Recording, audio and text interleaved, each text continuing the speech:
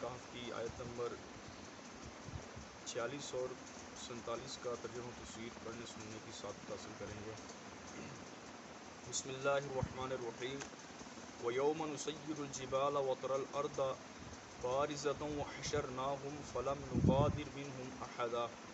ترجمہ کنز العرفان۔ اور یاد کرو جس دن ہم پہاڑوں کو چلائیں گے اور تم زمین کو صاف کھلی ہوئی دیکھو گے جس پر پہاڑ وغیرہ کچھ بھی نہ ہوگا، اور ہم لوگوں کو اٹھائیں گے ان میں سے کسی کو بھی نہ چھوڑیں گے۔ کہتے ہیں اس آیت کریمہ کے اندر اللہ تعالیٰ نے دنیا کی فنائیت اور اسباب دنیا کی حقیقت بیان کرنے کے بعد قیامت کا بیان کیا جا رہا ہے۔ چنانچہ ارشاد فرمایا کہ جس دن ہم پہاڑوں کو چلائیں گے، یعنی پہاڑوں کو روئی کی طرح اڑائیں گے، وہ اپنی جگہ سے اکھڑ کر بادلوں کی طرح اڑے پھریں گے، اور اسی طرح پہاڑ ریزہ ریزہ ہو جائیں گے، اور تم زمین کو صاف کھلی ہوئی دیکھو گے جس پر کوئی بھی پہاڑ نہ ہوگا، نہ کوئی درخت ہوگا، نہ کوئی عمارت ہوگی، بلکہ ایک چٹیل میدان ہوگا، اور ہم لوگوں کو قبروں سے اٹھائیں گے اور میدان قیامت میں حاضر کر دیں گے۔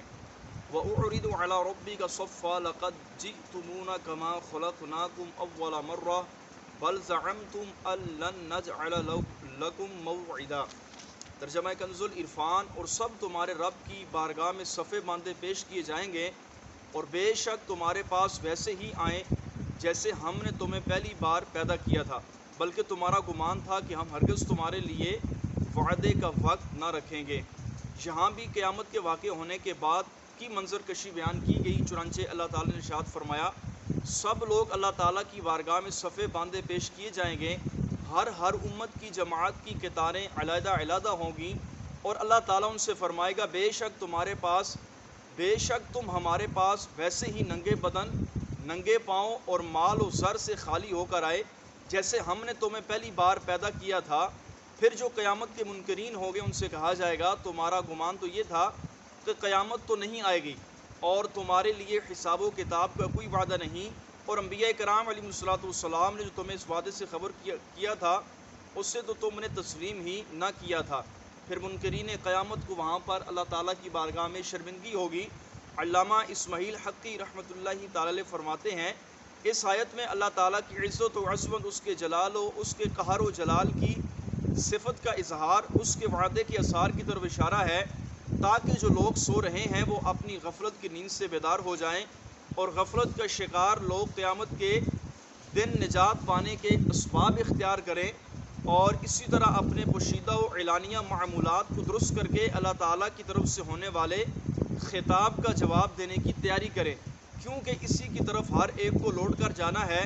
جو پیشی اللہ تعالیٰ کی بارگاہ میں ہوگی وہ سب ہی سے بڑی پیشی ہے، اور وہ کسی بادشاہ کے سامنے پیش ہونے کی طرح پیشی نہ ہوگی۔ حضرت عتبہ بن خواص رحمۃ اللہ تعالی علیہ فرماتے ہیں میرے پاس حضرت عتبہ غلام ایک رات ٹھہرے، اور وہ اتنا روئے کہ ان پر غشی یعنی بے ہوشی طاری ہو گئی۔ میں نے ان سے کہا آپ کو کس چیز نے رلایا؟ انہوں نے جواب دیا اللہ تعالیٰ کی بارگاہ میں پیشی کی یادی نے مجھے رلا دیا۔ اسی طرح کہتے ہیں مروانی خلیفہ میں سے 7ویں خلیفہ سلیمان بن عبد المالک نے ابو حازم سے کہا کہ ہم آخرت کو ناپسند کرتے ہیں۔ آپ نے فرمایا کیونکہ تم لوگوں نے اپنی دنیا کو آباد کیا اور اپنی آخرت کو ویران کر دیا، اس لیے فرمایا تم آخرت کی طرف منتقل ہونے کو ناپسند کرتے ہو۔ سلیمان بن عبد المالک نے کہا ابو حازم آپ نے سچ کا کاش میں جان سکتا کہ کل اللہ تبارک و تعالی جل جلالہ کی بارگاہ میں ہمارے لیے کیا ہوگا، اور حضرت ابو حازم نے فرمایا اگر تم چاہو یہ بات جان سکو تو یہ اللہ تبارک و تعالی کی کتاب میں موجود ہے۔ چنانچہ اللہ تعالی نے ارشاد فرمایا ان الابرار لفی نعیم وان الفجار لفی جحیم۔ بے شک نیک لوگ ضرور چین میں ہوں گے، اور بے شک بدکار اور کافر لوگ دوزخ میں ہوں گے۔ وہ ہے عیش و عشرت کا کوئی محل بھی، جہاں تک میں ہر گھڑی ہوا اجل بھی، بس اب اپنے اس جہال سے تو نکل بھی، یہ جینے کا انداز اپنا اے بندے بدل بھی، جگہ جی لگانے کی دنیا نہیں، یہ عبرت کی جا ہے تماشا نہیں۔ اللہ تعالیٰ جل جلالہ کی بارگاہ میں دعا ہے اللہ کریم ہم سب کو بھی آخرت کی تیاری کرتے رہنے کی توفیق نصیب فرمائے، آمین بجاہ النبی الکریم صلی اللہ تعالیٰ علیہ وسلم۔